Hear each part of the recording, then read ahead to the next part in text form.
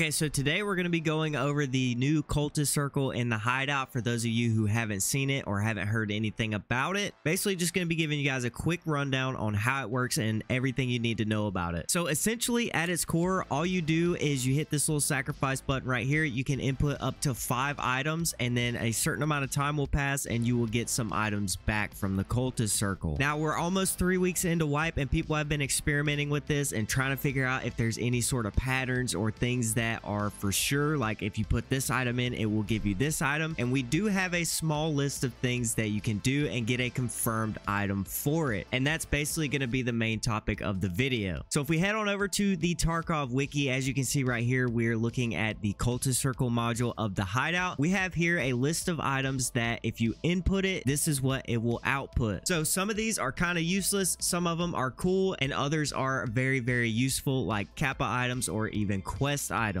So starting off right here, we've got the Unheard Edition Gamma. If you throw it in there, it'll give you the regular Gamma back, and it only takes 6 minutes. Right here, if you throw your Kappa container, you'll get the waist pouch. If you guys have never seen this, kind of like a hidden thing in the game. Some people have had it in the past. It's like stupid rare. I don't know the whole backstory behind it, but it's like a 4-slot container that goes in place of like your Gamma or your Kappa. It's just one of those things that are cool. Maybe you could do this at the end of the wipe to kind of flex, but other than that, it's kind of useless. And if we go down here, this is going to be the main stuff that we're going to be looking at, and that is going to be the figurines. So right here, if you put 1 cultist figurine in, you get this skull mask. If you put 5, you get the cultist knife. And if you guys didn't know, everything you get out of the Cultist Circle is going to be found in raids. So this one right here is pretty huge. You can turn in all of your cultist knife for that one quest. I forget what it's called. Moving on down here, if you put in the Killa figurine, it'll give you his helmet and his face shield. This is actually huge for the quest where you have to turn it in. Again, down here, if you put a Tagilla figurine in, it will give you Tagilla's mask. Now, I don't want to sit here and go through every single one. We'll scroll through right here as I talk a little bit, but as you guys can see, you can get some pretty useful stuff out of this, like the golden TT for putting in Rashala's figurine. If you put in Den's figurine, you get some Kappa items.